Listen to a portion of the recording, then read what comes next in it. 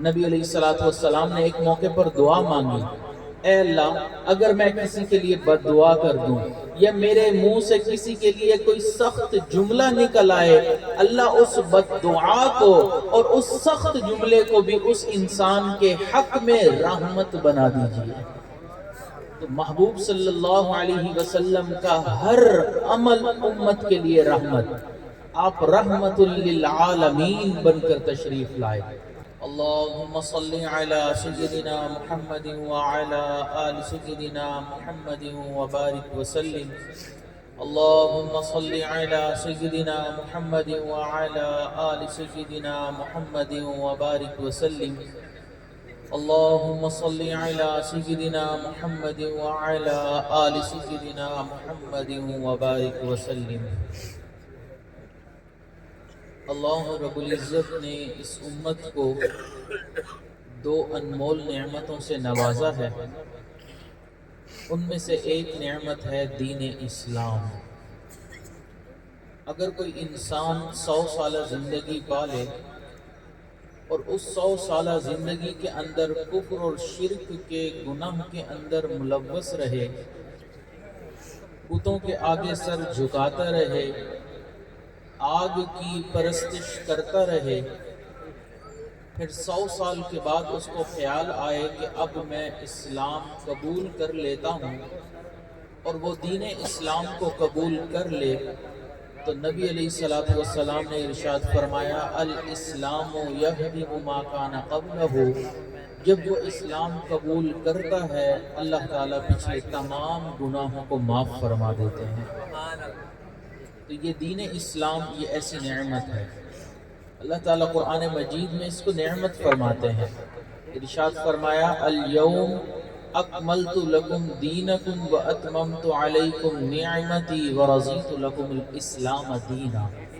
تو اللہ تعالیٰ نے اس کو نعمت فرمایا۔ اگر کوئی انسان آج یہ چاہتا ہے کہ مجھے اللہ رب العزت کی جنت مل جائے، مجھے اللہ رب العزت کا مقام اور قرب نصیب ہو جائے، تو دین اسلام کے علاوہ باقی تمام راستوں کو اللہ تعالیٰ نے بند فرما دیا۔ تو ایک نعمت جو اللہ تعالیٰ نے عطا فرمائی وہ دین اسلام، اور دوسری نعمت اللہ تعالیٰ نے جو ہمیں عطا فرمائی وہ اپنے محبوب حضرت محمد مصطفیٰ احمد مجتبی رحمت دو جہاں صلی اللہ علیہ وسلم کو مبعوث فرمایا۔ آپ صلی اللہ علیہ وسلم اس دنیا میں اللہ تعالیٰ کے محبوب اور آخری نبی بن کر تشریف لائے۔ آپ اندازہ کریں کہ اللہ رب العزت نے انسانوں کو بے شمار نعمتوں سے نوازا، اتنی نعمتیں کہ وَإِن تَعُدُّوا نِعْمَةَ اللَّهِ لَا تُحْصُوهَا، ہم ان نعمتوں کو گننا بھی چاہیں تو گن نہیں سکتے۔ اللہ رب العزت نے دیکھنے کے لیے آنکھ عطا فرمائی، بولنے کے لیے زبان عطا فرمائی، سننے کے لیے کان عطا فرمائے، سونگھنے کے لیے ناک عطا فرمائی۔ اللہ رب العزت نے کھانا چبانے کے لیے دانت کی نعمت عطا فرمائی۔ اللہ رب العزت نے کام کاج کے لیے ہاتھ کی نعمت عطا فرمائی۔ اللہ رب العزت نے چلنے پھرنے کے لیے ٹانگوں کی نعمت عطا فرمائی۔ اس کے علاوہ بے شمار نعمتیں ہیں جو رب ذوالجلال نے ہمیں عطا فرمائی، لیکن کہیں پر کبھی بھی کسی بھی موقع پر احسان نہیں جتلایا کہ میرے بندو میرا احسان ہے کہ میں نے تمہیں اتنی نعمتوں سے نوازا۔ لیکن جب رب ذوالجلال نے اپنے محبوب کو مبعوث فرمایا تو قرآن مجید میں یوں ارشاد فرمایا لَقَدْ مَنَّ اللَّهُ عَلَى الْمُؤْمِنِينَ إِذْ بَعَثَ فِيهِمْ رَسُولًا، تحقیق اللہ نے ایمان والوں پر احسان فرمایا کہ ان کے اندر اپنے محبوب کو مبعوث فرمایا۔ تو رب ذوالجلال نے یہ ایسی نعمت عطا فرمائی کہ جس کے اوپر احسان جتلایا۔ آپ صلی اللہ علیہ وسلم رحمت للعالمین بن کر تشریف لائے۔ آپ کو ایمان والوں سے، اپنی امت سے بہت محبت تھی۔ قرآن مجید میں اللہ تعالیٰ ارشاد فرماتے ہیں अन्नबी औला बिल मुमिनीन मिन अनफुसिहिम अजीजुन अलैहि मा अनित्तुम हरीसुन अलैकुम बिल मुमिनीन रऊफुर रहीम, कि आप रऊफ भी हैं, आप रहीम भी हैं। तो अल्लाह रब्बुल इज़्ज़त के महबूब रहमतुल लिल आलमीन हैं। तो आज की इस मजलिस में हम ये जायज़ा लेंगे कि महबूब खुदा सल्लल्लाहु अलैहि वसल्लम किस किस के लिए रहमत बनकर तशरीफ लाए। आप देखें कि नबी अलैहिस्सलातु वस्सलाम किस तरह रहमतुल लिल आलमीन हैं कि एक मर्तबा आका सल्लल्लाहु अलैहि वसल्लम ने 4 रकत वाली नमाज अदा फरमाई, लेकिन भूल से 2 रकत के बाद सलाम फेर दिया। हजरात एक सहाबी ने अर्ज किया कि ऐ अल्लाह के महबूब, क्या आज के बाद ये 4 रकत वाली नमाज 2 रकत हो गई? अल्लाह के महबूब ने फरमाया नहीं। तो उन्होंने अर्ज किया कि ऐ अल्लाह के महबूब, आपने 2 रकत के बाद सलाम फेरा है। तो नबी अलैहिस्सलातु वस्सलाम ने सजदा साहब करके नमाज को मुकम्मल फरमाया और उम्मत को ये पैगाम दिया कि अगर नमाज में भूल जाएं तो किस तरह सजदा साहब करके नमाज मुकम्मल की जा सकती है। जिस नबी का भूल जाना उम्मत के लिए रहमत बन जाए, उस नबी का याद रखना उम्मत के लिए कितनी बड़ी रहमत होगा। अगर अल्लाह के महबूब उस मौके पर ना भूलते तो आज हमारे सामने ये मसला भी ना आता। हम परेशान घूमते कि नमाज में भूल जाएं तो क्या करना है। फिर आप देखें कि नबी अलैहिस्सलातु वस्सलाम एक मार्का से सहाबा कराम के साथ तशरीफ ला रहे थे। एक जगह पड़ाव डाला, सब थके हुए थे, अल्लाह के महबूब पर भी थकावट गालिब थी।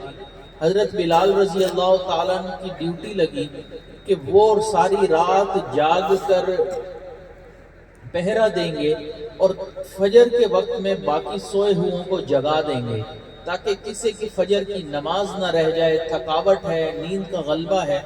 तो हजरत बिलाल रजी अल्लाह ताला अन्हु जागते रहे, लेकिन रात का एक आखिरी पहर ऐसा होता है कि कितना भी बाहिम्मत इंसान क्यों ना हो, नींद गालिब आ ही जाती है। तो उनके ऊपर भी नींद गालिब आ गई, उनकी भी आंख लग गई। जब सूरज तलू हुआ, उसकी किरणों ने महबूब सल्लल्लाहु अलैहि वसल्लम के रुखसारों का बोसा लिया। नबी अलैहिस्सलातु वस्सलाम की आंख खुली, हजरत बिलाल को बुलाया और पूछा कि ए बिलाल, आपने तो हमें जगाना था, क्या बना? आप जगा नहीं पाए, खुद भी सो गए। उन्होंने बड़ा प्यारा जवाब दिया, अर्ज किया, ऐ अल्लाह के महबूब, जिस जात ने आपको सुला दिया था उसी जात ने मुझे भी सुला दिया। तो नबी अलैहिस्सलातु वस्सलाम ने फरमाया, अल्लाह ताला ने नींद गालिब इसलिए कर दी, नमाज इसलिए कज़ा करवा दी कि उम्मत के सामने मैं ये मसला बयान कर दूं कि अगर नमाज कज़ा हो जाए तो नमाज कज़ा को किस तरह अदा करना है। जिस महबूब का नींद में रहना उम्मत के लिए रहमत बन जाए, उस महबूब का जागना उम्मत के लिए कितनी बड़ी रहमत होगा। नबी अलैहिस्सलातु वस्सलाम ने एक मौके पर दुआ मांगी, ऐ अल्लाह, अगर मैं किसी के लिए बद्दुआ कर दूं या मेरे मुंह से किसी के लिए कोई सख्त जुमला निकल आए, अल्लाह उस बद्दुआ को और उस सख्त जुमले को भी उस इंसान के हक में रहमत बना दीजिए। तो महबूब सल्लल्लाहु अलैहि वसल्लम का हर अमल उम्मत के लिए रहमत। आप रहमतुल लिल आलमीन बनकर तशरीफ लाए। हर इंसान के लिए, मर्द औरत के लिए, बड़े छोटे के लिए, हर एक तबके के लिए महबूबे रब्बे जुल जलाल रहमत बनकर तशरीफ लाए। आप देखें, अरब मुआशरे में माँ की कोई इज्जत नहीं थी। जब वालिद की वफात होती तो जिस तरह जायदाद तकसीम होती है, तो माँ भी बड़े बेटे के हिस्से में आया करती थी। माँ का कोई आसरा नहीं होता था, उसको कोई पूछने वाला नहीं होता था कि एक माँ है, उसका मकाम है, मर्तबा है। लेकिन जब अल्लाह के महबूब तशरीफ लाए, आपने बताया कि माँ का इतना बड़ा मकाम है کہ الجنت تحت اقدام الامہات، اگر تم اس کی خدمت کرو گے تو اس کی خدمت کے بدلے میں تمہیں جنت ملے گی۔ اللہ نے ان کے قدموں میں جنت کو رکھ دیا۔ یہ حقوق کس نے بتائے؟ تو ماں کے لیے رحمت بن کر تشریف لائے، والد کے لیے رحمت بن کر تشریف لائے۔ نبی علیہ الصلوۃ والسلام نے فرمایا رضاء الرب فی رضاء الوالد وسخطہ فی سخط الوالد، رب کی رضا والد کی رضا میں ہے اور رب کی ناراضگی والد کی ناراضگی میں ہے۔ تو والد کے لیے بھی رحمت بن کر تشریف لائے۔ پھر نبی علیہ الصلوۃ والسلام بیٹے کے لیے رحمت بن کر تشریف لائے۔ آپ صلی اللہ علیہ وسلم نے فرمایا جب انسان اپنے بیٹے کو بوسہ دینے کے لیے قریب ہوتا ہے تو بیٹے کے جسم کی جو مہک اس کے ناک میں پڑتی ہے، فرمایا وہ مہک ریح الولد ریح الجنہ، وہ جنت کی خوشبوؤں میں سے ہے۔ تو بیٹے کے لیے بھی رحمت بن کر تشریف لائے، بیٹی کے لیے رحمت بن کر تشریف لائے۔ آپ صلی اللہ علیہ وسلم کے تشریف آوری سے پہلے عرب معاشرہ بیٹی کی پیدائش پر پریشان ہوتا تھا، خوشی نہیں ہوتی تھی اس کو کہ میرے گھر میں بیٹی پیدا ہوئی ہے، ذلت محسوس کرتے تھے کہ اب ہم لوگوں میں کیا منہ دکھائیں گے کہ میں ایک بیٹی کا باپ بن گیا ہوں۔ بیٹی کو زندہ درگور کر دیا کرتے تھے، زندہ دفنا دیا کرتے تھے، لیکن اللہ کے محبوب صلی اللہ علیہ وسلم بیٹی کے حق میں رحمت بن کر تشریف لائے۔ آپ نے یہ بتایا کہ اگر کسی انسان کی 2 بیٹیاں ہوں، وہ ان کی پرورش کرے، پھر ان کی نکاح کر دے، شادی کر دے، تو وہ انسان جنت میں داخل ہوگا۔ تو بیٹی کے لیے رحمت بن کر تشریف لائے۔ پھر نبی علیہ الصلوۃ والسلام پڑوسی کے لیے رحمت بن کر تشریف لائے۔ آپ نے فرمایا کہ جبرائیل امین پڑوسی کے حقوق کے لیے میرے پاس اتنی مرتبہ آئے کہ مجھے یہ گمان ہوا کہ کہیں وراثت میں بھی پڑوسی کو شامل نہ کر لیا جائے۔ تو پڑوسی کے حقوق بتائے۔ پھر نبی علیہ الصلوۃ والسلام نے اس سے بڑھ کر طالب علم کے حقوق بتائے، اس کے لیے رحمت بن کر تشریف لائے۔ آپ نے فرمایا کہ جو انسان علم کی طلب میں نکلتا ہے، اللہ کی جنت اس انسان کے طلب میں ہوتی ہے، تو اس کے لیے رحمت بن کر تشریف لائے۔ علماء کے لیے رحمت بن کر تشریف لائے۔ نبی علیہ الصلوۃ والسلام نے ارشاد فرمایا العلماء ورثۃ الانبیاء، علماء کرام انبیاء کرام کے وارث ہوتے ہیں۔ علماء کے لیے رحمت بن کر تشریف لائے۔ پھر نبی علیہ الصلوۃ والسلام کی ذات بابرکات ایسی رحمتوں والی ہے کہ آپ صلی اللہ علیہ وسلم تاجر انسان کے لیے رحمت بن کر تشریف لائے۔ آپ نے فرمایا کہ سچا تاجر قیامت والے دن انبیاء کے ساتھ کھڑا کیا جائے گا۔ کتنی رحمت بن کر تشریف لائے۔ پھر آپ مزدور کے لیے رحمت بن کر تشریف لائے۔ ایک صحابی آئے، انہوں نے مصافحہ کیا، ہاتھ سخت تھا، پوچھا آپ کا ہاتھ سخت کیوں ہے؟ تو انہوں نے عرض کیا کہ اے اللہ کے محبوب، میں پتھر توڑتا ہوں اور اس سے اپنی روزی روٹی کماتا ہوں۔ تو نبی علیہ الصلوۃ والسلام نے فرمایا الکاسب حبیب اللہ، ہاتھ سے کام کاج کرنے والا اللہ کا دوست ہوا کرتا ہے۔ تو مزدور کے لیے رحمت بن کر تشریف لائے۔ پھر آپ دیکھیں کہ نبی علیہ الصلوۃ والسلام انسان تو انسان ہے، جانوروں کے لیے بھی رحمت بن کر تشریف لائے۔ عرب معاشرے میں جانوروں کا کوئی حق نہیں تھا۔ اگر انہوں نے بارش مانگنی ہوتی تھی تو جانور کی دم کے ساتھ کپڑا باندھتے تھے اور اس کو آگ لگا دیا کرتے تھے۔ جب وہ آگ جانور کو پہنچتی تھی اس کی تپش، تو یہ بیٹھ کر تالیاں بجاتے تھے کہ اب بارش برسے گی۔ بارش مانگنے کا انوکھا طریقہ تھا۔ پھر ساری رات عرب معاشرے میں شعر و شاعری کی مجلسیں ہوا کرتی تھیں، تو وہ اونٹ اور اپنے جانور کے اوپر بیٹھ کر وہ مجلس کیا کرتے تھے۔ ساری رات جانور کو کھڑا رکھتے تھے اور اس کے اوپر بیٹھے رہتے تھے۔ نبی علیہ الصلوۃ والسلام کے آنے سے پہلے یہ حالت تھی کہ محفل جمتی تھی دوستوں کی، اور اس میں ڈیسائیڈ ہوتا تھا، یہ فیصلہ ہوتا تھا کہ جانور کو کھانا چاہیے، زندہ جانور کے عضو کو کاٹ کر وہیں پر اس کو بھون کر کھانا شروع کر دیتے تھے۔ جانور تڑپتا رہتا تھا، ان کو کوئی فکر اور پرواہ نہیں ہوتی تھی کہ جانور کو تکلیف ہو رہی ہے۔ پھر نبی علیہ الصلوۃ والسلام نے جانور کے حقوق بتائے کہ بیجا جانور کو تکلیف نہ دیا کرو. اس طرح ساری رات ان کے اوپر بیٹھ کر شعر و شاعری کی جو مجلسیں کرتے ہیں اس سے بھی منع فرما دیا. اور یہ بھی فرمایا کہ ان کی طاقت سے زیادہ ان کے اوپر بوجھ نہ ڈالو. تو جانوروں کے لیے رحمت بن کر تشریف لائے. پھر نبی علیہ الصلوۃ والسلام درختوں کے لیے بھی رحمت بن کر تشریف لائے. آپ صلی اللہ علیہ وسلم نے فرمایا کہ جب تم سرسبز درخت دیکھو تو اس کی جڑ کے پاس پیشاب نہ کیا کرو.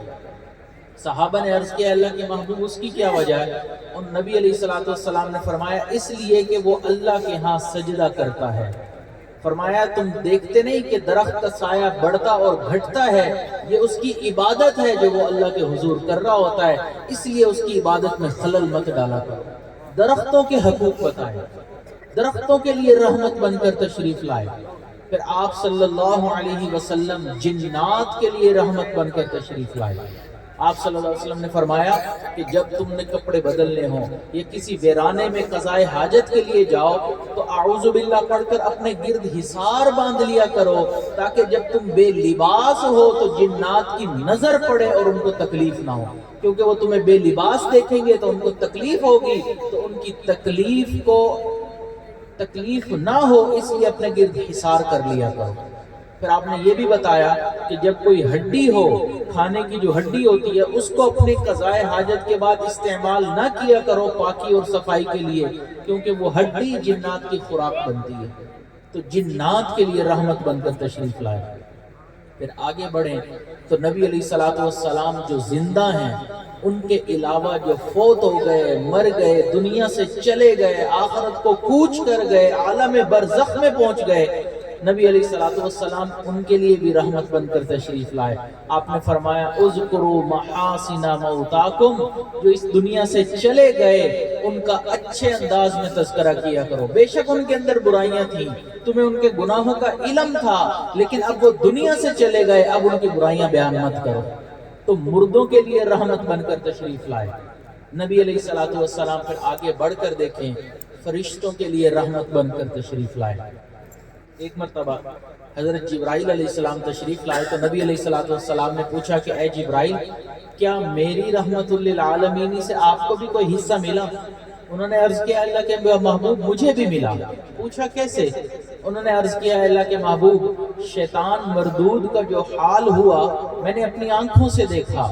جب اللہ نے فرمایا فخرج منہا فإنک رجیم وإن علیک لعنتی الی یوم الدین, قیامت تک کے لیے اس کے اوپر لعنتیں برسائیں, اپنے دربار سے اللہ نے اس کو باہر دھتکار دیا. سارا منظر میں نے اپنی آنکھوں سے دیکھا تھا. اے اللہ کے محبوب مجھے بھی ڈر لگتا تھا, معلوم نہیں میرے ساتھ کیا ہوگا. اتنے ہزاروں سال عبادت کرنے کے بعد اگر شیطان کے ساتھ یہ ہوا, میرا انجام اچھا ہوگا برا ہوگا مجھے کچھ نہیں پتا تھا. لیکن جب آپ تشریف لائے آپ کی رحمت للعالمین سے مجھے یہ حصہ ملا کہ آپ کے اوپر اللہ نے اپنے کلام کو نازل فرمایا, اور اس میں میرے بارے میں فرمایا انہو لقول رسول کریم ذی قوت عند ذی العرش مکین مطاع ثم امین. اللہ کے محبوب ان آیات کے نازل ہونے کے بعد مجھے اپنے اچھے انجام کی خبر مل گئی, تو آپ کی رحمت للعالمین سے مجھے بھی حصہ ملا.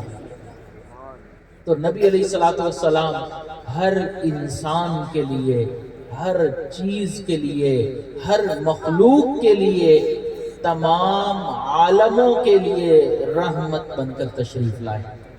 ایک شاعر نے کہا وہ جو شیریں سخنی تھی میرے مکی مدنی, وہ جو شیریں سخنی ہے میرے مکی مدنی, تیرے ہونٹوں سے چھنی ہے میرے مکی مدنی.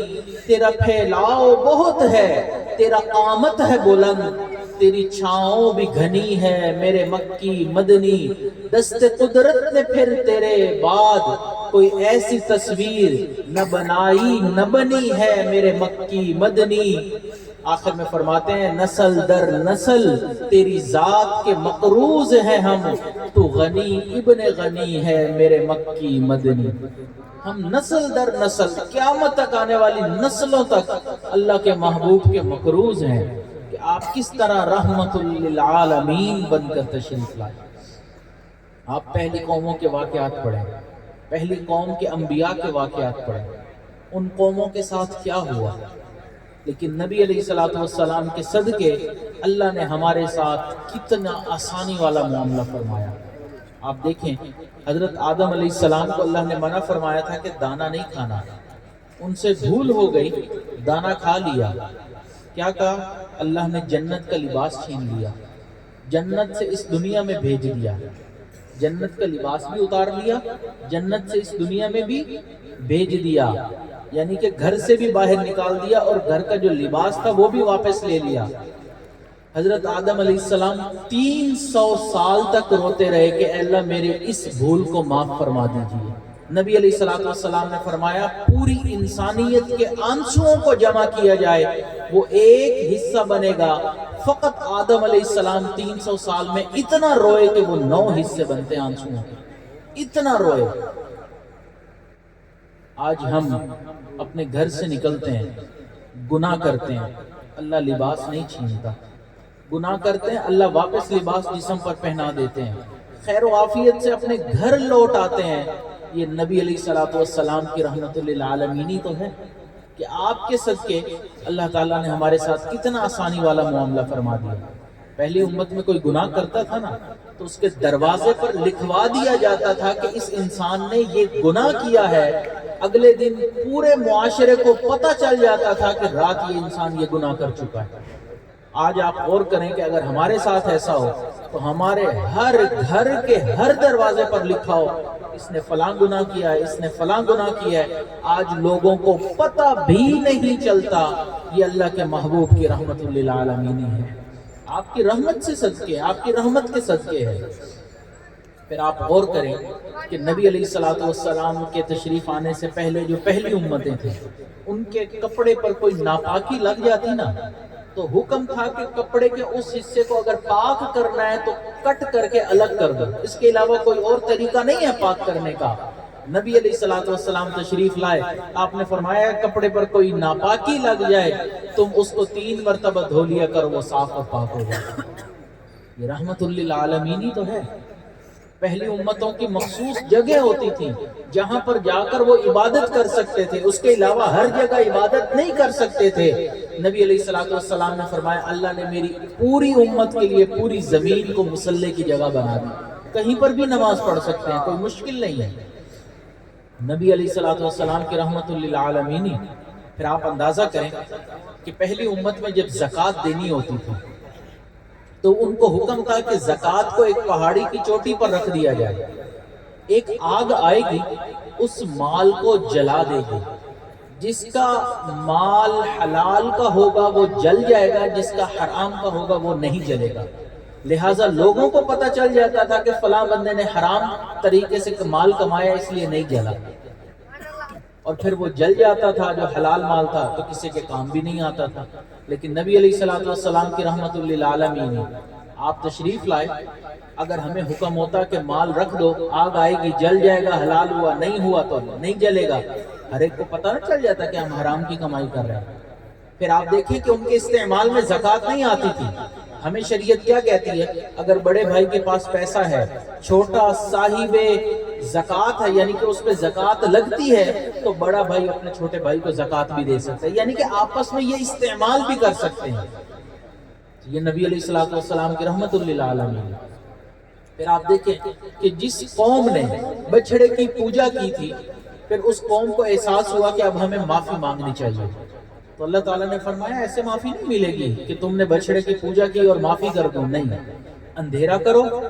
جن لوگوں نے بچھڑے کی پوجا کی ہے وہ لوگ جنہوں نے نہیں کی اپنے ہاتھوں میں چھریاں پکڑ لیں، ان لوگوں کو ماریں، قتل کریں۔ فَقْتُلُوا أَنفُسَكُمْ، اپنے آپ کو قتل کرو تب میں تمہاری توبہ کو قبول کروں۔ یہاں پر انسان بڑے بڑے گناہ کرتا ہے، ایک آنسو گراتا ہے اللہ میری توبہ کو قبول کر لیجئے، اللہ اس کی توبہ قبول فرما لے۔ کس کی رحمت للعالمین؟ نبی علیہ الصلوۃ والسلام کی۔ آپ اندازہ کریں کہ پہلی قوموں میں جب انہوں نے انبیاء نے ان کو پیغام پہنچایا انہوں نے بات کو نہیں مانا تو انہوں نے دعائیں کی، بد دعائیں کی، اللہ اس پوری قوم کو مٹا دیجیے۔ اللہ نے ان کی دعاؤں کو قبول کیا اور پوری قوم کو مٹا کے رکھ دیا۔ لیکن نبی علیہ الصلوۃ والسلام نے ایسی کوئی دعا نہیں فرمائی۔ کتابوں میں کہیں نہیں ملتا کہ پہلے انبیاء کرام اپنی امت کے لیے روئے ہوں۔ یہ نبی علیہ الصلوۃ والسلام کا اعزاز ہے کہ آپ امت کی یاد میں رویا کرتے تھے۔ پہلے انبیاء نے بد دعا کر دی، معاملہ ہی ختم، بات مانی تو ٹھیک، نہیں مانی تو ختم، لیکن نبی علیہ الصلوۃ والسلام نے بد دعا نہیں فرمائی۔ اللہ سے یہ دعا کرتے رہے کہ میری امت کی مغفرت فرما دیجیے۔ یہ نبی علیہ الصلوۃ والسلام کا اعزاز ہے کہ آپ صلی اللہ علیہ وسلم امت کے غم میں روتے تھے۔ کتابوں میں لکھا ہے کہ کئی مرتبہ کھانا لگتا تھا، نبی علیہ الصلوۃ والسلام کھانا نوش فرمانے کے لیے تشریف فرما ہوتے تھے، امت کی یاد آتی تھی، اتنا روتے تھے کہ وہیں کھانا چھوڑ دیا کرتے تھے، اتنا روتے تھے۔ ایک مرتبہ حضرت جبرائیل نبی علیہ الصلوۃ والسلام کے پاس آئے، نبی علیہ الصلوۃ والسلام نے دیکھا کہ غمگین ہے، پوچھا جبرائیل کیا معاملہ ہے؟ انہوں نے عرض کیا کہ اللہ کے محبوب میں اللہ کی جہنم کو دیکھ کر آ رہا ہوں تو وہاں ایسے مناظر دیکھے کہ میں غمگین ہو گیا۔ نبی علیہ الصلوۃ والسلام نے فرمایا جہنم کے کچھ حالات مجھے بھی بتاؤ۔ انہوں نے عرض کیا اللہ کے محبوب میں نے دیکھا کہ جہنم کے 7 طبقے ہیں، سب سے نیچے والا جو طبقہ ہے سب سے زیادہ سخت عذاب اس کے اندر ہے۔ اللہ تعالیٰ نے اس طبقے میں منافقین کو رکھا ہے، ان المنافقین فی الدرک الاسفل من النار، سب سے نچلے درجے میں۔ اس کے اوپر والے درجے میں اللہ تعالیٰ نے مشرکین کو رکھا ہے، اس کے اوپر والے درجے میں چاند سورج کی پوجا کرنے والوں کو رکھا ہے، اس کے اوپر کے درجے میں اللہ تعالیٰ نے بتوں کی پوجا کرنے والوں کو، اس کے اوپر درجے میں یہودی لوگوں کو، اس کے اوپر عیسائی لوگوں کو، 6 درجے گنوائے۔ جب 7ویں کی باری آئی خاموش ہو گئے۔ نبی علیہ السلام نے فرمایا اے جبرائیل 7ویں درجے میں کون ہے جو سب سے اوپر ہوگا؟ انہوں نے عرض کیا اللہ کے محبوب آپ کی امت کے گناہگار لوگوں کو اس میں ڈالا جائے گا۔ نبی علیہ السلام نے یہ سنا تو مغموم ہو گئے، سیدھا گھر کے اندر تشریف لے گئے۔ 3 دن اس حالت میں گزارے کہ نماز کے لیے تشریف لاتے، نماز پڑھاتے اور واپس کمرے میں چلے جاتے، تشریف لاتے، نماز پڑھاتے، واپس کمرے میں تشریف لاتے۔ 3 دن جب اسی کیفیت میں گزر گئے، حضرات صحابہ کرام میں پریشانی ہوئی کہ اللہ کے محبوب کسی سے بات بھی نہیں کر رہے، کلام بھی نہیں کر رہے، گفتگو بھی نہیں کر رہے، اور ہمیں معلوم بھی نہیں ہے کہ معاملہ ہے کیا۔ اللہ کے محبوب تشریف لاتے ہیں، نماز پڑھاتے ہیں، واپس چلے جاتے ہیں۔ فیصلہ ہوا کہ صدیق اکبر رضی اللہ تعالیٰ عنہ کو بھیج دیں، وہ جائیں معلوم کریں، وہ تو یار غار ہیں۔ اللہ تعالیٰ نے ان کے بارے میں فرمایا کہ یہ اللہ کے محبوب کے صاحب ہیں، تو لہذا حضرت صدیق اکبر تشریف لائے، دروازہ کھٹکھٹایا، عرض کیا لبیک یا رسول اللہ، السلام علیکم۔ ابو بکر حاضر ہے، جواب نہیں ملا۔ دوسری مرتبہ کھٹکھٹایا، تیسری مرتبہ کھٹکھٹایا، کوئی جواب نہیں ملا۔ جب 3 مرتبہ جواب نہ ملا، سنت ہے کہ 3 مرتبہ دروازہ کھٹکھٹاؤ، جواب نہ ملے تو واپس آ جاؤ۔ روتے ہوئے واپس آ رہے ہیں، معلوم نہیں کیا معاملہ ہوا کہ اللہ کے محبوب نے کوئی جواب نہیں دیا۔ حضرت عمر رضی اللہ تعالیٰ سے ملاقات ہوئی، ان کو بتایا کہ عمر میں تو گیا تھا، آپ تشریف لے جائیں، آپ تو مراد مصطفیٰ ہیں، آپ کے بارے میں تو اللہ کے محبوب نے فرمایا لو کان بعدی نبیا لکان عمر، میرے بعد کوئی نبی ہوتے وہ عمر ہوتے۔ حضرت عمر تشریف لائے، سلام عرض کیا، 3 مرتبہ دروازہ کھٹکھٹایا، کوئی جواب نہیں ملا۔ روتے ہوئے واپس آ رہے تھے کہ راستے میں حضرت سلمان فارسی رضی اللہ تعالیٰ عنہ سے ملاقات ہوئی، ان سے عرض کیا کہ اے سلمان، آپ کے بارے میں تو اللہ کے محبوب نے کہا ہے السلمان منا اہل البیت، سلمان میرے اہل بیت میں سے ہے، آپ جائیے اللہ کے محبوب سے پوچھئے کہ کیا معاملہ ہے، کسی سے کوئی کلام کیوں نہیں کر رہے ہیں۔ حضرت سلمان فارسی تشریف لائے، دروازہ کھٹکھٹایا، کوئی جواب نہیں ملا۔ وہ سیدھا حضرت علی المرتضیٰ رضی اللہ تعالیٰ عنہ کے پاس گئے کہ آپ تو داماد ہیں، داماد بیٹا ہوتا ہے، آپ تشریف لے جائیں۔ انہوں نے فرمایا کہ دیکھیں ابو بکر صدیق گئے، کوئی جواب نہ ملا، عمر ابن الخطاب گئے، کوئی جواب نہ ملا، آپ گئے، کوئی جواب نہ ملے، معلوم نہیں ہو سکتا ہے میرے ساتھ بھی یہی معاملہ ہو۔ حضرت علی رضی اللہ تعالیٰ نے اپنے گھر تشریف لائے، خاتون جنت حضرت فاطمہ الزہرا سے جا کے بتایا کہ یہ حالات ہیں، اللہ کے محبوب 3 دن سے کچھ کھا بھی نہیں رہے، کسی سے کلام بھی نہیں کر رہے، کسی کو علم بھی نہیں کہ ہوا کیا ہے، آپ تشریف لے جائیں اور حالات معلوم کریں۔ تو تشریف لائیں، انہوں نے सलाम किया। अल्लाह के महबूब ने जब अपनी बेटी की आवाज़ सुनी, दरवाज़ा खोल दिया, उनको अंदर बुलाया। बेटी आपका आना मुबारक है, कैसे आना हुआ? उन्होंने अर्ज़ किया, अल्लाह के महबूब अब्बा जान, आप 3 दिन से कुछ खा भी नहीं रहे, किसी से कलाम भी नहीं कर रहे, मामला क्या है? फिर अल्लाह के महबूब ने सारा मामला बयान किया कि किस तरह जिब्राइल आए, और उन्होंने मुझे तबकात के बारे में बताया। ये भी बताया कि सबसे ऊपर वाले तबके में मेरी उम्मत के गुनाहगार होंगे। फातिमा, जब से ये मैंने सुना है कि मेरी उम्मत के गुनाहगार भी जहन्नुम में जाएंगे, मुझे न कलाम करना अच्छा लग रहा है, न मुझे खाना अच्छा लग रहा है। मैं 3 दिन से अल्लाह के हुजूर सजदा रेज़ हूँ कि अल्लाह मेरी उम्मत की मग़फ़िरत फरमा दीजिए, अल्लाह मेरी उम्मत की मग़फ़िरत फरमा दीजिए। फिर अल्लाह ताला ने आयात नाज़िल फरमाई, वला सौफ़ा युअतीका रब्बुका फतरदा, अल्लाह आपको इतना देगा कि आप राजी हो जाएंगे। नबी अलैहिस्सलातु वस्सलाम ने फरमाया, मैं उस वक्त तक राजी नहीं होऊंगा जब तक मेरा आखिरी उम्मती भी जन्नत में दाखिल नहीं हो जाएगा। ये अल्लाह के महबूब हैं जो रहमतुल लिल आलमीन बनकर तशरीफ लाए। एक मरतबा अल्लाह के महबूब ने दुआ मांगी, ए अल्लाह मेरी उम्मत की मग़फ़िरत फरमा दीजिए। अल्लाह ने वादा फरमाया कि आपकी उम्मत के 70,000 लोगों को मैं जन्नत में दाखिल कर दूंगा। दुआ मांगी, अल्लाह कम है और दुआ रहमत फरमा दीजिए। अल्लाह ताला ने फरमाया, ये 70,000 ऐसे होंगे कि हर एक के साथ फिर 70,000 जन्नत में चले जाएंगे, इनसे कोई हिसाब व किताब नहीं लिया जाएगा।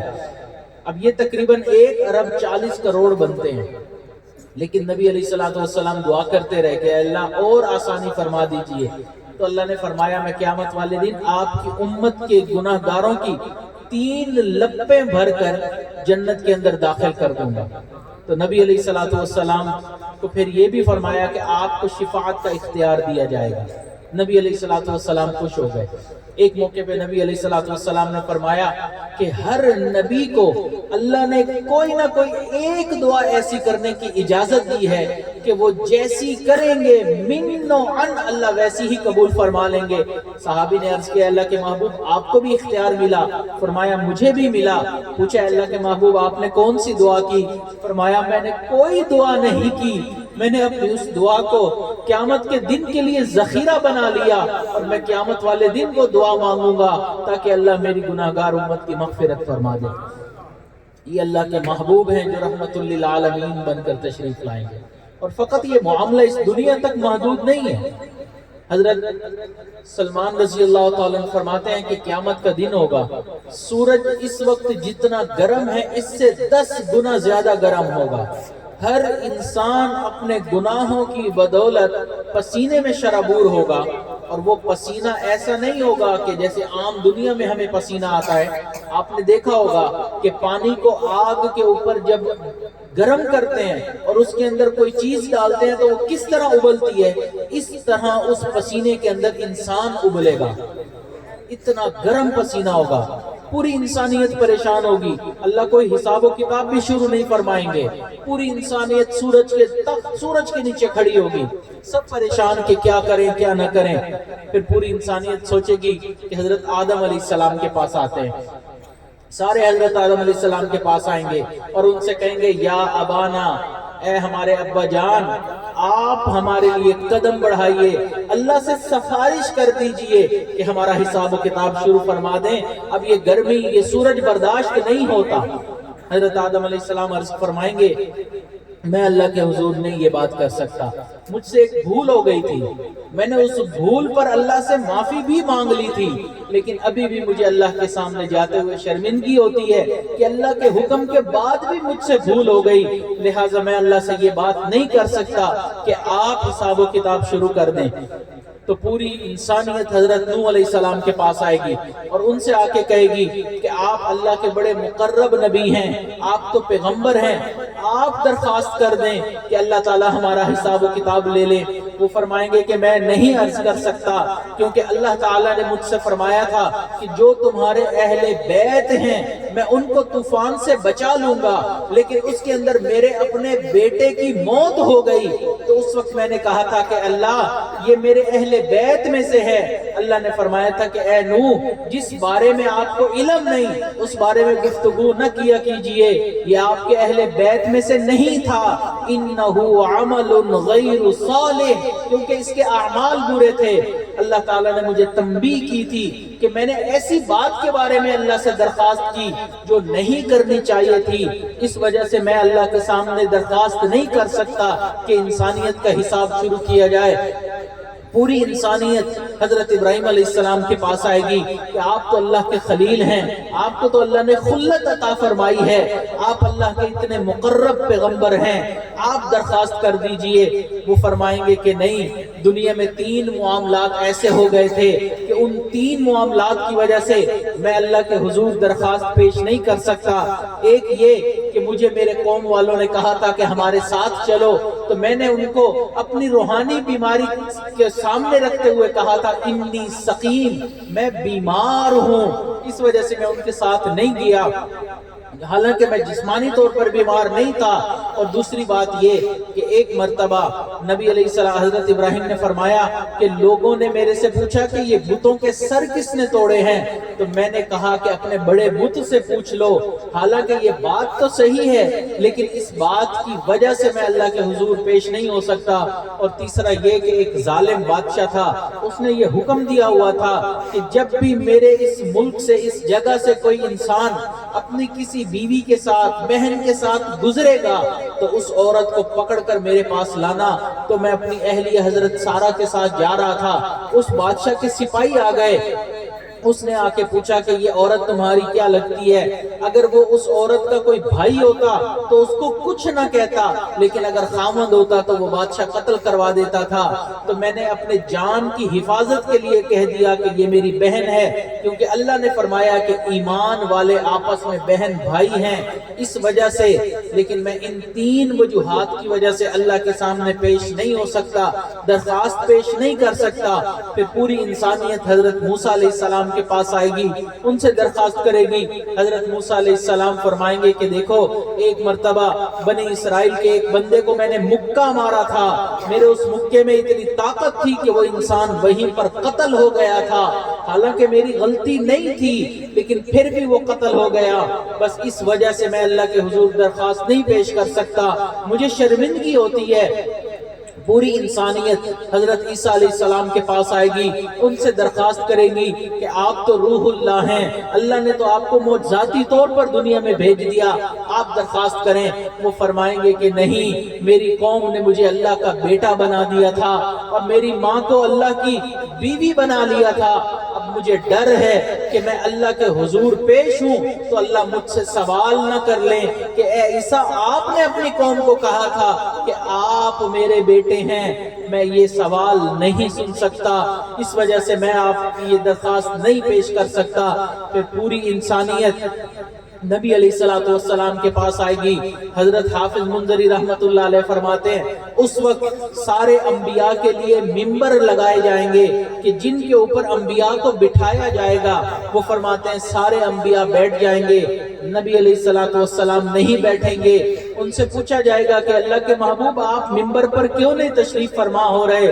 وہ فرمائیں گے اس لیے کہ مجھے ڈر ہے کہ میں اس ممبر کے اوپر بیٹھ گیا، یہ مجھے اڑا کر جنت میں لے جائے گا اور میری امت پیچھے اکیلی رہ جائے گی، میں اس خوف سے اس ممبر کے اوپر نہیں بیٹھ رہا۔ پھر اللہ تعالیٰ وہی فرمائیں گے اے میرے محبوب، آپ بتائیے آپ کیا چاہتے ہیں؟ تو وہ عرض کریں گے اے اللہ، انسانیت کا حساب و کتاب شروع فرما دیجئے، یہ بہت تکلیف میں ہے۔ اللہ حساب و کتاب شروع کر دیں گے، سب کا حساب ہوتا چلا جائے گا۔ پھر اللہ تعالیٰ فرمائیں گے کہ یہ پل صراط ہے، اس کے اوپر سے گزر کر جنت کی طرف چلے جاؤ۔ کچھ لوگ بجلی کی تیزی سے گزریں گے اپنے نیک اعمال کی بدولت، کچھ گھوڑے کی تیزی سے، کچھ ایک عام انسان جس تیزی سے بھاگتا ہے اس تیزی سے جائیں گے، کچھ पैदल चलने की तेजी से जाएंगे और कुछ उसके ऊपर गिरते पड़ते गुजरेंगे, लेकिन जो गुनाहगार उम्मती होंगे वो वहीं पुल सिरात पर कट कर जहन्नुम के ऊपर वाले तबके में गिरते चले जाएंगे। जब पूरी इंसानियत का हिसाब व किताब हो जाएगा, अल्लाह के महबूब समझेंगे कि अब मेरी पूरी उम्मत जन्नत में चली गई, तो नबी अलैहिस्सलातु वस्सलाम भी जन्नत में तशरीफ ले जाएंगे। साल हर साल इसी तरह गुजरते चले जाएंगे। फिर अल्लाह ताला जब चाहेंगे तो इन मुसलमान जो गुनहगार उम्मती थे, इनके और कुफार के दरमियान एक शीशे की दीवार बना देंगे। कुफार देखकर कहेंगे, तुम तो अल्लाह के महबूब के उम्मती हो, तुम तो अपने आप को मुसलमान कहते थे, आज तुम्हारा भी वही हशर हो रहा है जो हमारा हशर हो रहा है, तुम्हारे में और हमारे में फर्क क्या रहा। जब कुफार ये ताना देंगे, अल्लाह ताला हजरत जिब्राइल को फरमाएंगे, जिब्राइल जाओ उन जहन्नमियों के पास जो मेरे महबूब के गुनहगार उम्मती हैं, काफिर लोगों ने उनको ताना दे दिया, देखो तो सही वो क्या कहते हैं। हजरत जिब्राइल दारोगा जहन्नुम के पास आएंगे, वो दरवाजा खोलेगा, हजरत जिब्राइल अंदर तशरीफ ले जाएंगे। वो गुनाहगार उम्मती पूछेंगे फरिश्तों से, ये आने वाला कौन है? बताया जाएगा कि ये वही फरिश्ता है कि तुम्हारे नबी के पास वही लेकर जाया करता था।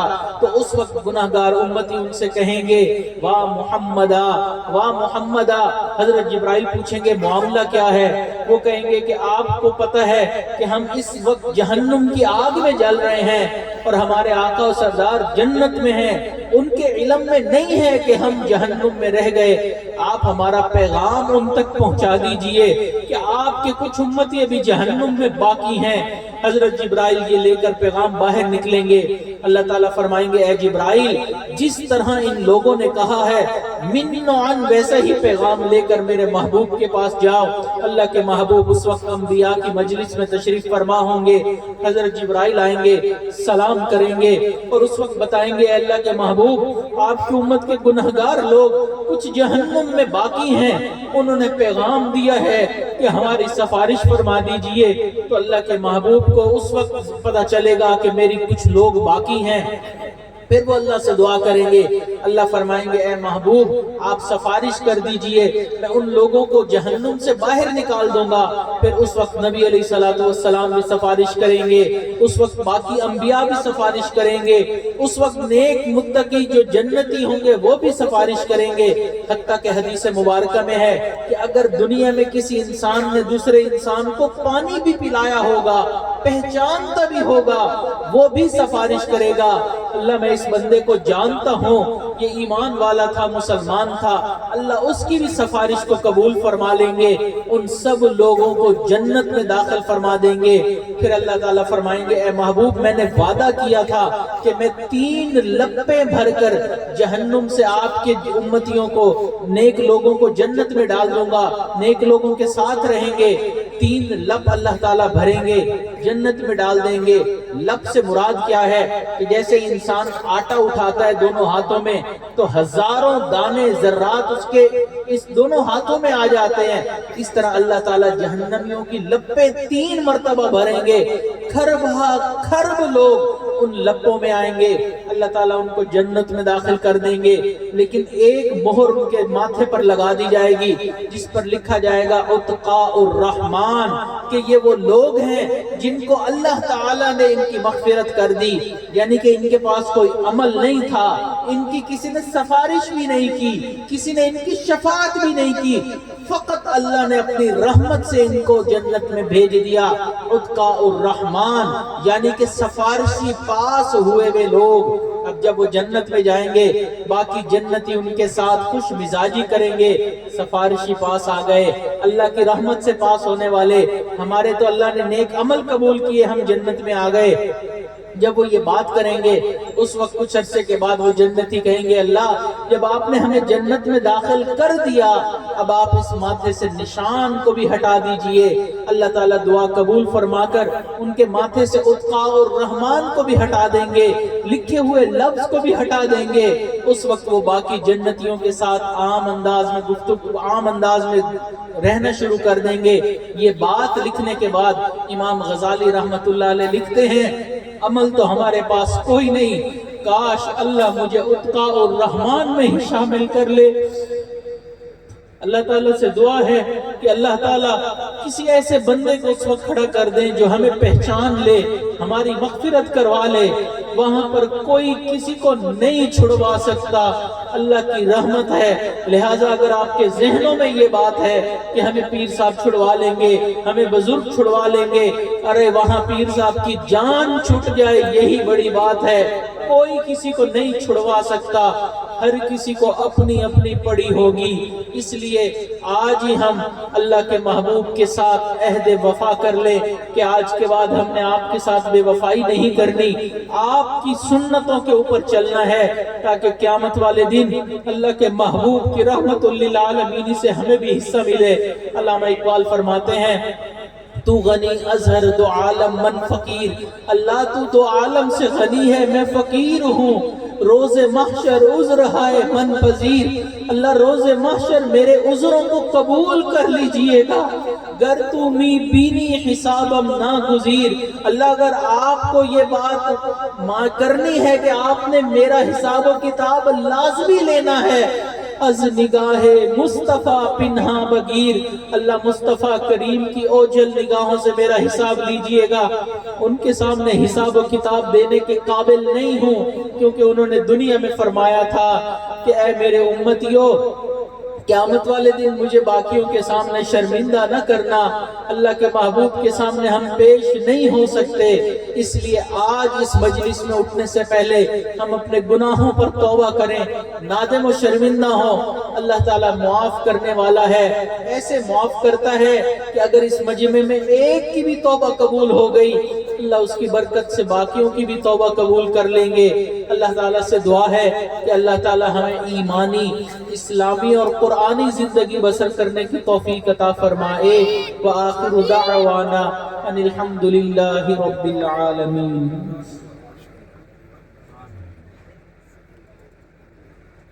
آج اس توبہ کے کلمات پڑھائے گا، تمام حضرات سے گزارش ہے کہ ان توبہ کے کلمات کو سچے اور سچے دل کے ساتھ پیچھے پیچھے پڑھیے۔ بسم اللہ الرحمن الرحیم، لا الہ الا اللہ محمد الرسول اللہ، آمنت باللہ وملائکتہ وکتبہ ورسلہ والیوم الآخر والقدر خیرہ وشرہ من اللہ تعالی والبعث بعد الموت، آمنت باللہ کما ہوا بأسمائہ وصفاتہ وقبلت جميع أحكامه إقرار باللسان وتصديق بالقلب، أشهد أن لا إله إلا الله وأشهد أن محمدا عبده ورسوله، أستغفر الله ربي من كل ذنب وأتوب إليه برحمتک یا ارحم الراحمین۔ ان کلمات کو پڑھنے سے ہم توبہ طائب ہو چکے ہیں، چند معمولات ہیں ان کو باقاعدگی سے شروع کر دیجئے۔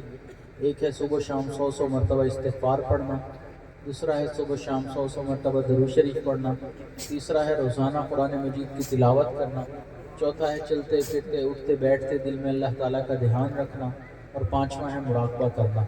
یہ چند معمولات ہیں، کرنے آسان ہیں لیکن ان کا فائدہ بہت زیادہ ہے۔ تو ابھی ہم دعا سے پہلے چند منٹ اس مراقبے کی مشق کر لیتے ہیں۔ تو سب حضرات جہاں پر موجود ہیں اطمینان اور سکون کے ساتھ آنکھوں کو بند کر کے سر جھکا کر اللہ کی یاد میں ڈوب جائیں۔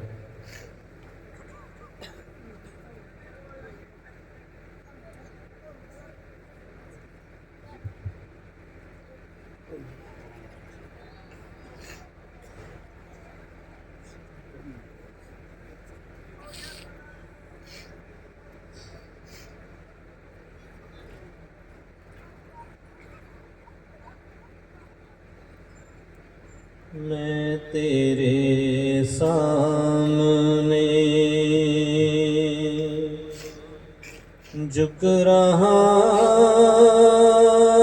ہوں خدا،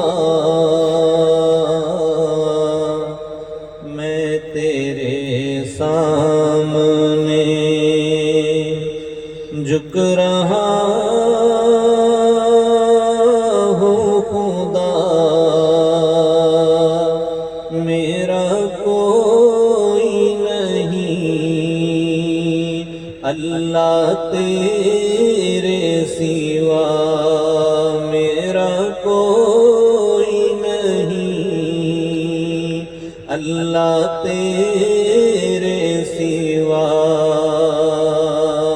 میں تیرے سامنے میں تیرے سامنے میں گنہگار ہوں میں سیاہکار ہوں میں سزاوار ہوں میں سزاوار ہوں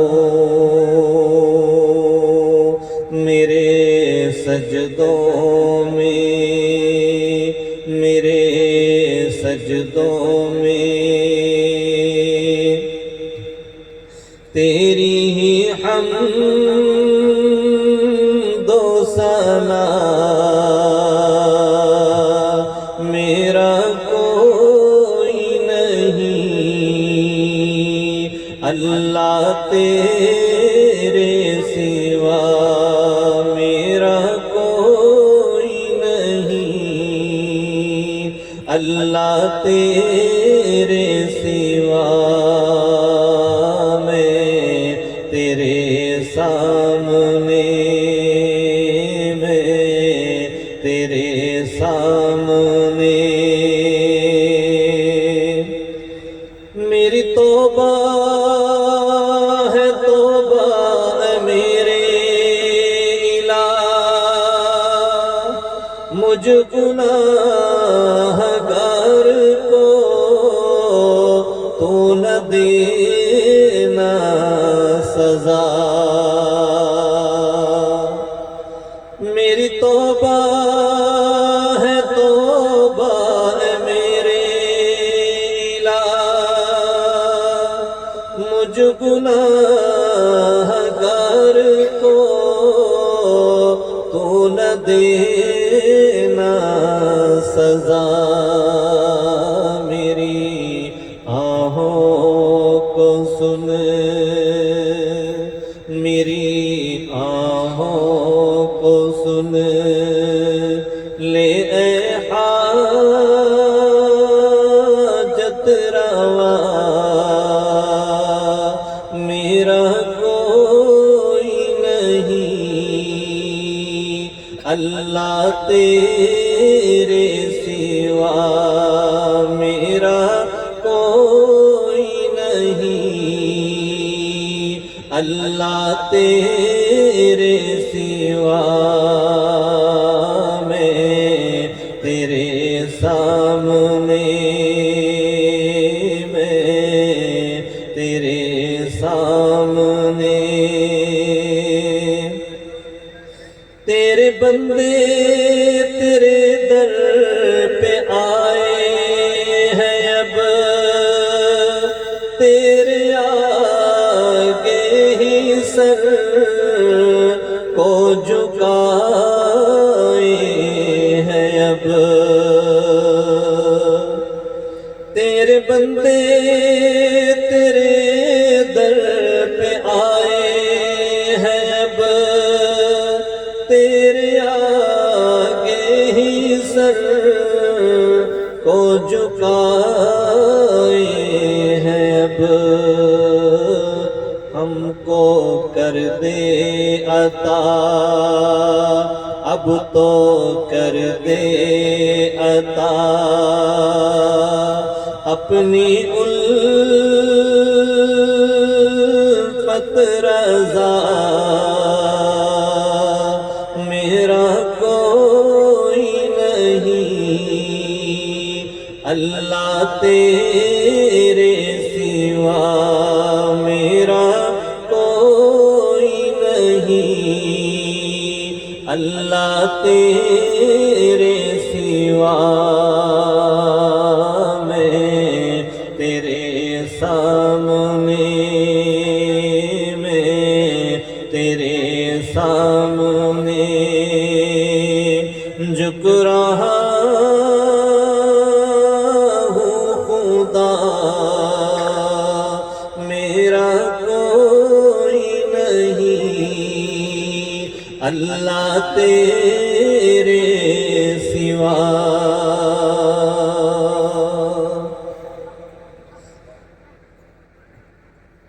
لکھواری میں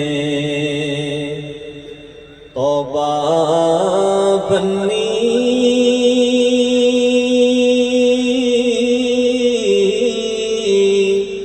تے میں ہاں بیت بارا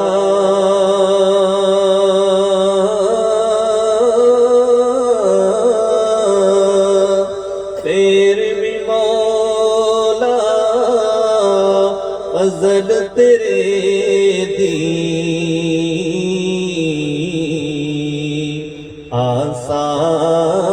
آثار کھڑوالا پھر بھی مولا فضل تیرے دی آثار کھڑوالا تے چٹی چادر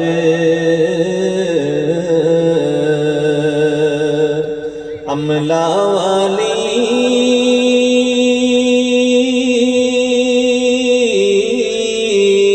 ان داغ نہ لاوی جڑیا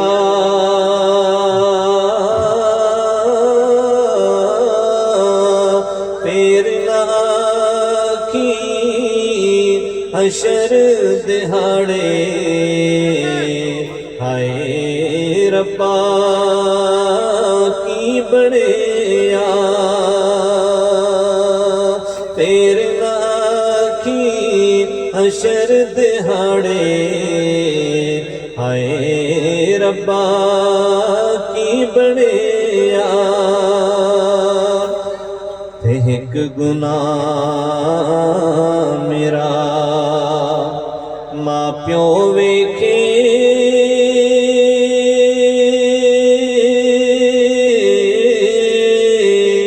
دیوے دیس نکالا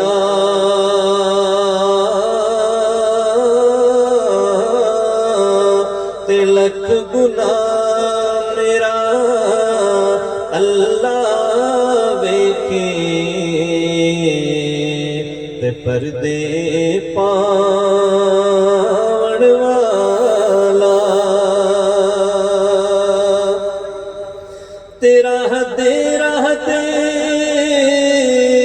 ہر کوئی آکھے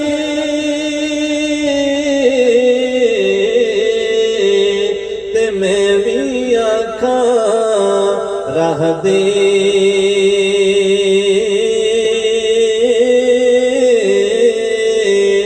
بن مرشد دے راہ نہیں ملنا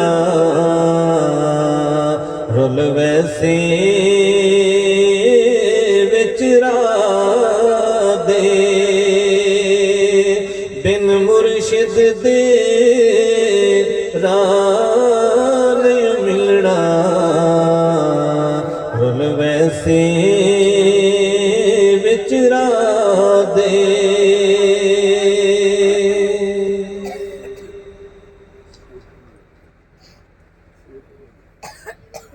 لا الہ الا اللہ محمد الرسول اللہ. دعا کر لیجئے. سبحان ربی العلی الوہاب. اللہم صلی علی سیدنا محمد وعلی آل سیدنا محمد وبارک وسلم. ربنا آتنا فی الدنیا حسنة وفی الآخرة حسنة وقنا عذاب النار. ربنا لا تزغ قلوبنا بعد إذ هديتنا وهب لنا من لدنك رحمة إنك أنت الوهاب. اے اللہ ہم آپ کے عاجز و مسکین بندے آپ کے دربار میں حاضر ہیں. اللہ ہماری حاضری کو قبول فرما. اللہ ہماری خطاؤں سے درگزر فرما. ہمارے عیبوں کی پردہ پوشی فرما. اللہ ہم نے جو گناہ دن میں کیے معاف فرما, جو راتوں میں کیے معاف فرما. اللہ جو گناہ ہمیں یاد ہیں وہ بھی معاف فرما. اللہ جو گناہ کر کے بھول چکے ہیں وہ بھی معاف فرما. اللہ ہماری زندگیوں میں برکتیں پیدا فرما. اللہ ہمارے علم میں برکت عطا فرما. عمل میں برکت عطا فرما، قدم قدم اپنی مدد شامل حال فرما، اللہ کبھی بھی اپنے در سے دور نہ فرما، اللہ کبھی بھی خالی ہاتھ نہ لوٹا۔ اللہ رات کے اس وقت میں دنیا کے بادشاہوں نے بھی اپنے دروازے بند کر لیے، اللہ آپ کا دروازہ اب بھی کھلا ہے، چند فقیر بندے آپ کے سامنے دامن پھیلائے بیٹھے ہیں، اللہ اٹھے ہوئے ہاتھوں کو قبول فرما دیجئے، اللہ کرم والے فیصلے فرما دیجئے، اللہ کبھی بھی اپنے در سے دور نہ فرمائیے، اللہ کبھی بھی اپنے در سے دور نہ فرمائیے، اللہ ہم چاہیں نہ چاہیں پیشانی کے بالوں سے پکڑ کر ہمیں اپنا بنا لیجئے۔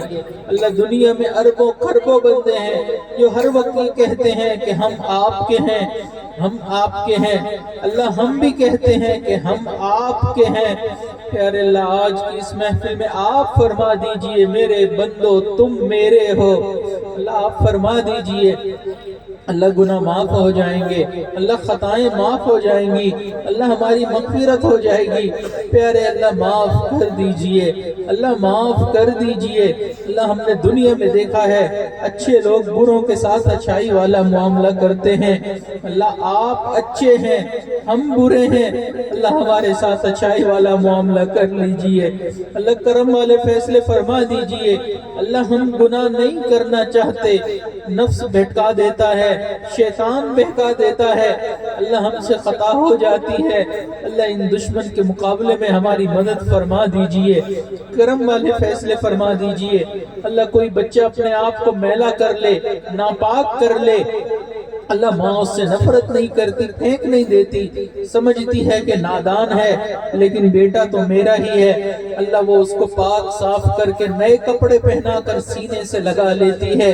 اللہ ہم آپ کے بندے ہیں، اپنی نادانیوں کی وجہ سے اپنے آپ کو ناپاک کر بیٹھے، دلوں کو میلا کر بیٹھے، اللہ نادم و شرمندہ ہیں، آپ سے معافی مانگ رہے ہیں، اللہ ہمیں اپنے سے دور نہ کیجئے، اللہ نفرت نہ کیجئے، اللہ اگر آپ نے ہم سے نفرت کر لی اللہ ہمارا کوئی ٹھکانہ نہیں، اللہ نفرت نہ فرمائیے، اللہ ہمیں محبت دے دیجئے۔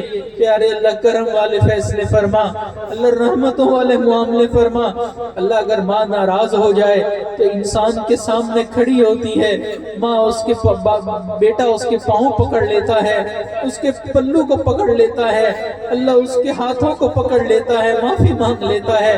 ماں جب یہ سب دیکھتی ہے معاف کر دیتی ہے۔ اے اللہ آپ تو جسم سے پاک ہیں، اللہ آپ تو وہ نور والی ذات ہیں، اللہ ہم آپ کو دیکھ نہیں سکتے اس دنیا میں لیکن اللہ پکار رہے ہیں کہ ہمیں معاف کر دیجئے۔ پیارے اللہ معاف فرما دیجئے، اللہ آپ کی معافی کے علاوہ زندگی نہیں گزر سکتی، پیارے اللہ معاف کر دیجئے۔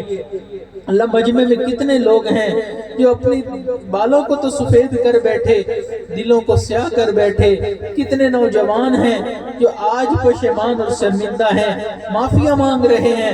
اللہ اگر آپ نے معاف نہ کیا اللہ شیطان بھٹکائے گا، جوانیاں ضائع ہو جائیں گی، اللہ جوانیوں کے ضائع ہونے سے محفوظ فرما۔ اللہ قیامت والے دن اپنے محبوب صلی اللہ علیہ وسلم کی شفاعت نصیب فرما، اللہ ان کے جھنڈے تلے جگہ نصیب فرما، اللہ ان کے جنت میں ساتھ اور پڑوس نصیب فرما۔ اللہ قیامت والے دن اپنے ہاتھوں سے ہمیں حوض کوثر کا جام نصیب فرما، اللہ شراب طہور عطا فرما۔ اللہ وہ لوگ جن کے بارے میں آپ نے فرمایا وَسَقَاهُمْ رَبُّهُمْ شَرَابًا طَهُورًا، اللہ ان لوگوں میں ہمیں بھی شامل فرما۔ اللہ کرم والے فیصلے فرما، اللہ دور قریب سے جتنے لوگ یہاں موجود ہیں اللہ سب کے آنے کو قبول فرما۔ اللہ ہمارے تینوں حرم کی حفاظت فرما، اللہ ہمارے تینوں حرم کی حفاظت فرما، دعوت و تبلیغ کے کام کی حفاظت فرما، جہاں اللہ اللہ ہوتی ان خانقاہوں کی حفاظت فرما، مدارس عربیہ کی حفاظت فرما، اے اللہ مساجد کی حفاظت فرما، خانقاہوں کی حفاظت فرما، اللہ امت مسلمہ کی جان مال عزت آبرو کی حفاظت فرما، اللہ امت مسلمہ کو عزت رفتہ نصیب فرما۔ اللہ ظالم آج امت مسلمہ کے اوپر مسلط ہو چکا ہے، اللہ اس ظالم سے ہماری حفاظت فرما۔ اے اللہ ہمارے بھائی جو اس وقت مشکل وقت میں ہیں اللہ ان کی مدد فرما۔ اللہ اس وقت دنیا میں کون سا ایسا درخت ہے، کون سا زمین کا ایسا حصہ ہے جو مسلمانوں کی مظلومیت کی گواہی نہیں دے رہا۔ اللہ مسلمانوں کی مدد فرما دیجئے۔ اللہ فلسطین میں ہمارے بھائی اور بہنیں اللہ کتنے مشکل اور کڑے وقت میں گزر رہے ہیں، اللہ مدد فرما دیجئے۔ اللہ ہم نے اپنے بڑوں سے سنا ہے کہ بدر میں جو فرشتے مسلمانوں کی مدد کے لیے آئے تھے وہ آج بھی مسلمانوں کی مدد کے لیے دنیا میں موجود ہیں۔ اللہ ان کو مدد کے لیے بھیج دیجئے۔ پیارے اللہ ان کی مدد فرما دیجئے۔ اللہ اپنی مدد شامل حال فرما دیجئے۔ اللہ اگر آپ کی مدد آ گئی اللہ بڑی بڑی طاقتیں اللہ ریزہ ریزہ ہو جاتی ہیں۔ پیارے اللہ مدد فرما دیجئے۔ اللہ اسلام کا بول بالا فرما، کفر کا منہ کالا فرما۔ اللہ کرم والے فیصلے فرما، مسلمانوں کو عزت رفتہ نصیب فرما۔ اللہ جب سے پیدا ہوئے ہیں مسلمانوں کی ذلت دیکھتے چلے آ رہے ہیں، اللہ کب مسلمانوں کو عزت کا دن دیکھنا نصیب ہوگا؟ اللہ کب مسلمانوں کو عزت کا دن دیکھنا نصیب ہوگا؟ اللہ عزت عطا فرما دیجئے۔ اللہ کرم والے فیصلے فرما دیجئے۔ اللہ رحمتوں والے معاملے فرما دیجئے۔ اے اللہ کرم والے فیصلے فرما۔ اے اللہ ہماری مدد فرما دیجئے۔ اللہ ہمارے اس پیارے ملک پاکستان کی حفاظت فرما۔ اللہ اندرونی بیرونی دشمنوں سے اس کی حفاظت فرما، اندرونی بیرونی سازشوں سے ہماری حفاظت فرما، زمینی آسمانی بلاؤں سے ہماری حفاظت فرما۔ اللہ بحرانوں کا شکار یہ ملک ہے، اللہ بحرانوں کو ختم فرما۔ اللہ رزق کی فراوانی عطا فرما، اللہ بیماریوں کو ختم فرما، صحت کاملہ عاجلہ مستمرہ عطا فرما۔ اللہ جتنے لوگ ہیں سب کے کام کاج کاروبار میں برکت نصیب فرما۔ اللہ ہم سب مسلمانوں کو دین پر جمع فرما، اللہ خیر کے اوپر جمع فرما، اللہ خوشی کے اوپر جمع فرما، غم میں ایک دوسرے کا ساتھی بننے کی توفیق عطا فرما۔ اللہ حضرت مفتی صاحب کی زندگی میں برکتیں پیدا فرما، اللہ پریشانیوں کو ختم فرما۔ اللہ قریبی دور ہر قریبی دور والے اللہ اپنے یا دور والے جو بھی پریشان کرنے والے ہیں اللہ سب کی پریشانی سے ان کی حفاظت فرما۔ اللہ کرم والے فیصلے فرما۔ اللہ اس ادارے کو دن دگنی رات چوگنی ترقی نصیب فرما، ان کے فیض کو عالم کے کونے کونے تک پہنچا۔ اے اللہ جو بچے شادی کی عمر کو پہنچ گئے اللہ ان کے لیے نیک متقی قدردان رشتے عطا فرما۔ اللہ ہم نے جو مانگا عطا فرما، جو مانگنا چاہیے تھا نہیں مانگ سکے آپ جانتے ہیں، اللہ ہمیں وہ بھی عطا فرما۔ ہماری ان دعاؤں کو اپنی رحمت سے قبول فرما۔ ربنا تقبل منا انك انت السميع العليم وتب علينا انك انت التواب الرحيم وصلى الله تعالى على خير خلقه سيدنا محمد وعلى اله واصحابه اجمعين برحمتك يا ارحم الراحمين۔